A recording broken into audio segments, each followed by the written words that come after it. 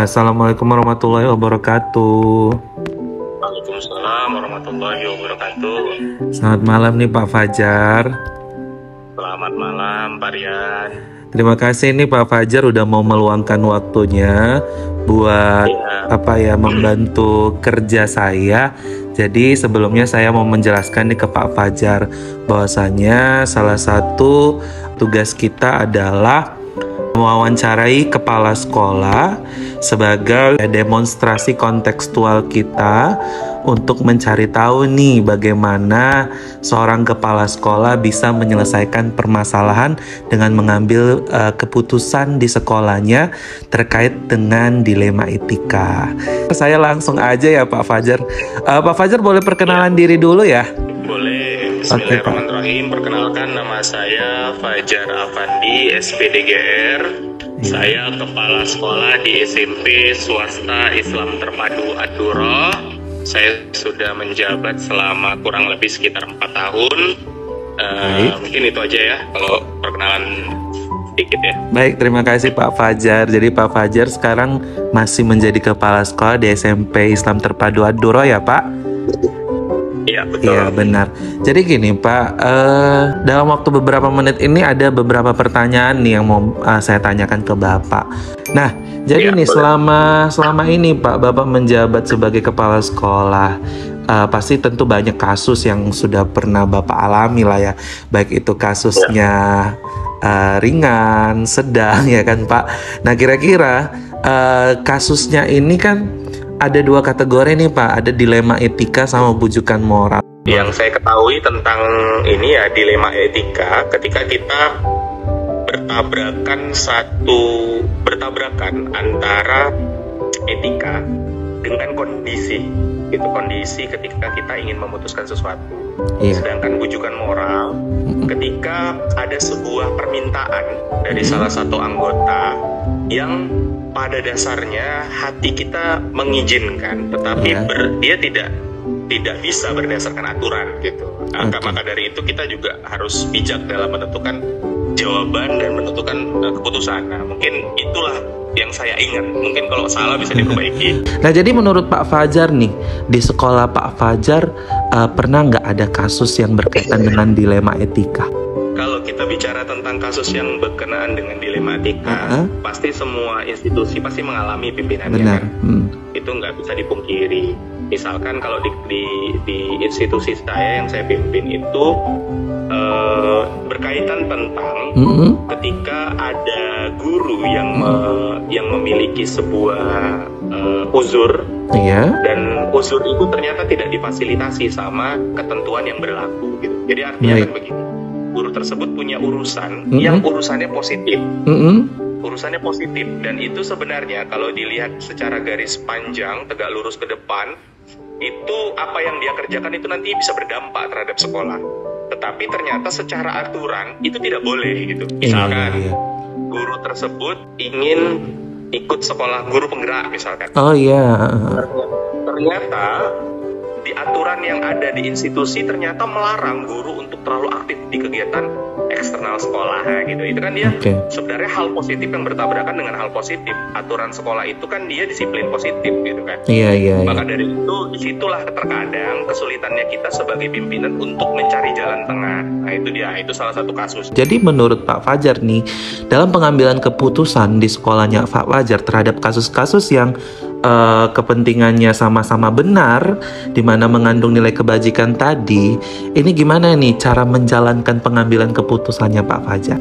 Oke, kalau saya juga belajar ya, sebagai seorang pemimpin belajar, dan saya belajar dengan guru-guru saya, di mana menjadi seorang pemimpin salah satu syaratnya adalah harus adil. Adil yang dimaksud adalah adil. Prinsip adil yang saya pegang saat ini bukanlah adil yang menyamaratakan semua case. Jadi adil tidak mesti sama, tetapi adil itu artinya disesuaikan dengan kebutuhannya gitu. Maka dari itu ketika saya dihadapkan dengan permasalahan-permasalahan seperti ini, misalkan positif dengan positif, ketika dia mau kuliah atau mengikuti guru penggerak, itu kegiatannya positif, berdampak terhadap sekolah, pasti pengaruhnya positif nanti ke sekolah ke depannya ketika dia selesai belajar. Kemudian kalau dia pun nggak ngikut itu pun juga dia diperlukan gitu kan. Betul Maka sekali. dari itu saya akan mengambil langkah di mana atau memberikan rekomendasi-rekomendasi kepada guru tersebut dan memberikan dispensasi. Artinya gini, saya yakini bahwasanya setiap institusi juga bergantung pada pemimpinnya. Nah, aturan itu mengikat, tetapi pemimpin itu diikuti. Nah, prinsip saya seperti itu. Aturan itu mengikat, pemimpin itu diikuti. Selama saya masih bisa mencari jalan belok ke kanan, walaupun dia harus lurus, tetapi balik lagi nanti dia lurus, saya rasa itu tidak masalah. Wah, luar biasa sekali ya jawabannya Pak Fajar. Saya tercerahkan nih dengan jawaban Pak Fajar. Nah, berikutnya Pak Fajar, langkah-langkah apa nih atau prosedur secara teknis seperti apa yang biasa Bapak lakukan dalam menyelesaikan permasalahan dilema etika ini? Salah satu teknisnya begini. Ada guru saya kemarin ikut guru penggerak. Baik. Ternyata agenda kegiatan guru penggerak dari LK1 sampai LK9 itu padatnya bukan main, bahkan memakan jam pelajaran. Iya. Maka saya secara langsung berkoordinasi kepada guru tersebut. Saya minta jadwalnya, kemudian setiap dia ingin mengikuti lokakarya secara online, baik walaupun online ataupun offline, dia harus lapor kepada saya. Maka saya akan cari rekomendasi penggantinya sementara seperti itu. Jadi tetap mengutamakan tanggung jawab dia sebagai guru, tapi tidak menghilangkan haknya sebagai seorang pelajar. Gitu. Guru kan juga pelajar. Gitu Betul. Jadi cukup ini ya Pak, cukup jelas di sini saya lihat. Yang paling penting adalah koordinasi apapun yang dilakukan dalam program yang diikutinya, tetap adanya komunikasi, kemudian adanya tanggung jawab, itu yang paling penting ya Pak. Ya jadi Pak, menurut Pak Fajar nih, hal-hal apa saja nih yang selama ini Bapak anggap efektif nih dalam pengambilan keputusan pada kasus-kasus yang Bapak jabarkan tadi? Berarti kita ambil kasus yang ada satu guru nih mau mengikuti program ya Pak, program seperti guru penggerak. Ya, seperti yang saya jelasin tadi, ketika kita dapati guru kita yang ingin belajar mengembangkan karir dan kemudian bertabrakan dengan aturan yang ada, maka hal pertama yang kita lakukan sebagai seorang pemimpin itu adalah mengkaji dulu Pak Rian. Mengkaji. Jangan sampai A membatalkan B atau B membatalkan A. Jadi di diri pemimpinnya tersebut dulu buat kajian. Hitung-hitungannya diatur dulu sama pimpinan. Oh, ini bisa nggak dicari kayak mana caranya supaya dia tidak lewatkan dua-duanya gitu. Baik. Oke, setelah itu dia ini lapor sama kita. Pak, saya mau ikut guru penggerak, boleh? Silakan daftar dulu, nanti kita cerita setelah lulus, saya bilang. Saya selalu berkata sama guru-guru saya gini, Pak Rian. Mungkin ini agak sedikit kurang bisa diterima logika, tapi saya selalu bilang begini. Coba aja. Kalau lulus berarti Anda mampu, kalau tidak lulus berarti Anda tidak mampu. Itu saya bilang selalu. Baik. Ketika Anda lulus berarti kita bicara tentang bagaimana nanti ke depannya. Setelah dia sudah lulus, dia datang ke saya, baru ada komitmen di situ. Kita cerita tentang saling menguatkan. Baik. Jangan sampai gara-gara dia ikut guru penggerak, dia ambil kuliah S2, dia lupa dengan tanggung jawabnya, dia lalai terhadap tanggung jawab di sekolah. Dia tetap ingat tanggung jawabnya supaya dia makin semangat. Seperti tadi, komitmen itu membuat dia semakin semangat mengerjakan programnya ketika dia ingat ada yang ia korbankan gitu. Setelah itu, setelah tadi bicara tentang komitmen, duduk dengan berkomitmen, kita ajak koordinasi. Setiap ada penjadwalan, koordinasi supaya kita cari solusi ketika misalnya jam mengajarnya bertabrakan, cari solusi. Setelah koordinasi, kita evaluasi nanti setiap bulan, kemudian kita awasi, dan jangan lupa yang terakhir kita refleksi guru tersebut apa yang sudah dia dapat dari program tersebut. Sebetulnya pertanyaan selanjutnya ini sudah tergambar dari saya, tapi mungkin Pak Fajar bisa menjelaskan sedikit aja ya, apa aja yang merupakan tantangan dalam pengambilan keputusan pada kasus-kasus ini. Ya, kalau kita bicara tentang tantangan, yang pastinya banyak tantangan varian. Tantangan ketika kita ingin mengambil keputusan. Salah satunya adalah tantangan kebersamaan nanti akhirnya berkurang. Bisa jadi seperti itu. Atau kecemburuan sosial yang akan terjadi. Bisa jadi. Karena kita koordinasi ini tidak kita buka lebar. Saya ketika ada guru saya yang ingin punya gini, guru A punya motivasi besar ingin belajar. Guru B, dia menjalani hidupnya layaknya guru pada kehidupan sehari-hari. Ketika si A semangat untuk belajar dan kemudian dia mendapatkan dispensasi terhadap belajarnya tersebut, kemudian B pasti iri kan. Iya betul. Yang B pasti enak kali dia dikasih boleh nggak masuk ngajar, boleh nggak ke sekolah, segala macam. Si B pasti akan menuntut, si B akan cemburu, akan ada kecemburuan sosial di dunia kerja.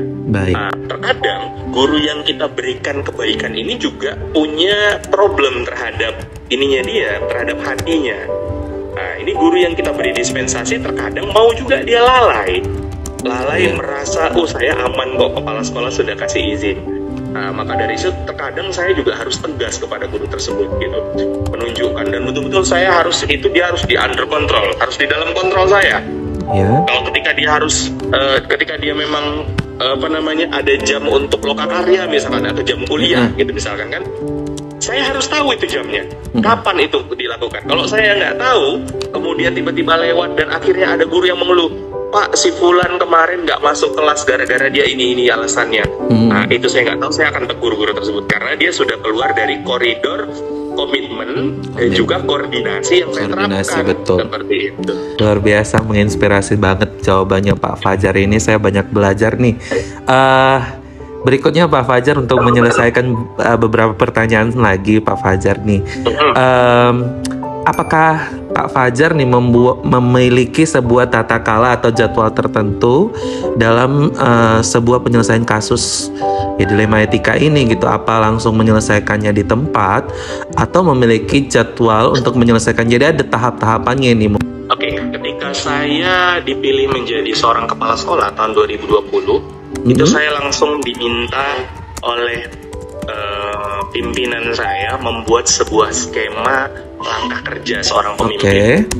Di dalamnya salah satunya ini bisa menjawab pertanyaan. Di dalamnya kita harus bisa membedakan dan memilah mana permasalahan yang bisa kita selesaikan langsung dan mana yang harus kita selesaikan secara bertahap. Maka dari itu, ketika kita dihadapkan kepada sebuah masalah, apapun itu masalahnya, maka kita kaji terlebih dahulu. Kita kaji dulu masalah ini termasuk masalah yang rumit untuk diselesaikan atau bisa langsung diambil keputusan. Nah, ketika masalah tersebut bisa langsung diambil keputusan, jawabnya lakukan, tidak, boleh atau tidak, maka di situ bisa langsung kita ambil langkah. Tetapi ketika permasalahan itu menyangkut banyak pihak, banyak mungkin mediasi, maka permasalahan itu kita harus laksanakan bertahap. Mungkin permasalahan itu kita mulai dari mengkaji ulang data permasalahannya, kemudian mengambil referensi sana sini, menanyai, misalnya contoh si A dan si B, si C bermasalah, kita tanyai dari satu-satu supaya bisa clear gitu kan, tahu kita gambaran besar tentang kronologi apa masalahnya. yang terjadi. Baru kita bisa ambil simpulan, baru kita bisa selesaikan gitu. Jadi jawaban saya adalah nggak bisa kita langsung bilang generalisasi langsung, disesuaikan dulu masalahnya berat atau ringan. Baik, berarti bisa saya simpulkan nih, tidak semua masalah bisa digeneralisasi diselesaikan pada satu waktu yang sama. Jadi tergantung kompleksitas dari permasalahan tersebut, dan jika permasalahan tersebut dianggap cukup berat, maka harus melalui beberapa tahap, dimulai dari mediasi kronologi dan sampai nanti pengambilan keputusan. Seperti itu ya Pak Fajar ya. Betul. Nah, jadi di sini ada dua pertanyaan terakhir Pak Fajar. Nah, adakah seseorang atau faktor-faktor yang selama ini mempermudah atau membantu Pak Fajar dalam pengambilan keputusan pada kasus-kasus dilema etika ini Pak Fajar? Ketika kita bicara tentang kasus-kasus dilema etika, itu juga memang pemimpin itu punya otoritas untuk menyimpulkan dan menentukan. Tetapi kita juga sebagai pemimpin harus terbuka terhadap saran dan masukan. Kalau Pak Rian tadi bilang adakah seseorang, saya nggak pernah ambil satu tangan kanan. Saya punya banyak tangan di bawah saya. Jadi ketika kita bicara tentang masalah misalkan berat nih, bicara tentang masalah dilema etika yang berat misalkan, maka saya akan kumpulkan orang-orang terkait. Misalkan masalahnya berhubungan dengan kedisiplinan, maka saya akan ajak misalkan wakil kepala sekolah bidang kurikulum yang berkaitan, kesiswaan yang berkaitan. Kita akan diskusi.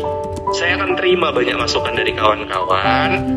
Kemudian nanti kita akan pertimbangkan tata cara atau tata kelola yang baik dalam penyelesaian masalah. Jadi luar biasa itu Pak Fajar ini ya, pemimpin yang mengajak anggotanya tetap pada keadaan musyawarah, mufakat untuk mengambil satu keputusan. Meskipun tadi Pak Fajar sudah bilang otoritas kepala sekolah itu ada untuk mengambil keputusan, tetapi Pak Fajar tetap melibatkan rekannya, yaitu seperti wakil kepala sekolah ya Pak Fajar ya. Jadi Pak Fajar nih ada satu lagi pertanyaan penutup terakhir. Dari semua hal yang sudah Pak Fajar sampaikan nih, kira-kira nih pembelajaran apa yang bisa Bapak petik hikmahnya dari pengalaman Pak Fajar mengambil keputusan? Karena kan memang Pak Fajar sudah menjelaskan tadi 4 tahun sudah berkecimpung menjadi kepala sekolah, tentunya banyak keputusan yang sudah diambil, baik itu kasus dilema etika. Nah, kira-kira pelajaran apa ini yang bisa Pak Fajar sharing ke saya, ke kita semua, apa yang bisa diambil hikmahnya, Pak? Oke, kalau kita bicara tentang kemampuan kan Pak ya, pasti kemampuan memimpin itu juga terbentuk dari pengalaman. Iya. Memang kodrat alam seseorang juga adalah seorang pemimpin kan gitu ya. Seorang juga diciptakan pasti sebagai seorang pemimpin, tetapi itu akan semakin terasa ketika dia melakukan sesuatu dan mengerjakannya. Semakin banyak pengalamannya, dia akan semakin kuat kemampuan memimpinnya. Maka saya ketika sudah 4 tahun ini memimpin sekolah, bahkan di tahun kedua saya memimpin sekolah kami kan juga lulus di program sekolah penggerak gitu. Alhamdulillah. Maka dari itu banyak saya belajar di situ, di program penggerak segala macam. Di sini saya petik hikmahnya. Tadi keputusan itu kan muncul dari sebuah masalah ya Pak ya. Keputusan itu buah dari sebuah masalah. Ada masalah baru muncul sebuah keputusan untuk menyelesaikan masalah, solusi lah bahasanya. Maka saya ambil sebuah kata-kata bijak, di mana ketika saya menempatkan masalah sebagai masalah, maka masalah itu akan selamanya menjadi masalah. Oke. Tetapi ketika saya jadikan sebuah masalah menjadi sebuah tantangan, masalah itu saya translate atau saya definisikan sebagai sebuah tantangan, maka saya akan termotivasi menyelesaikan masalah tersebut. Baik, luar biasa ya Pak Fajar, banyak pelajaran yang saya ambil dari wawancara singkat malam ini Pak Fajar ya. Semoga ini bukan hanya pemenuhan tugas saya, tapi di sini saya banyak berlatih ataupun belajar menjadi seorang pemimpin. Meskipun saat ini saya belum bisa menjadi pimpinan sekolah ya, tapi saya merupakan pimpinan pembelajaran ya Pak Fajar di kelas, dan ya, Pak Fajar ya cukup menginspirasi saya. Oke Pak Fajar, terima kasih. Saya akhiri dengan Assalamualaikum warahmatullahi wabarakatuh. Waalaikumsalam.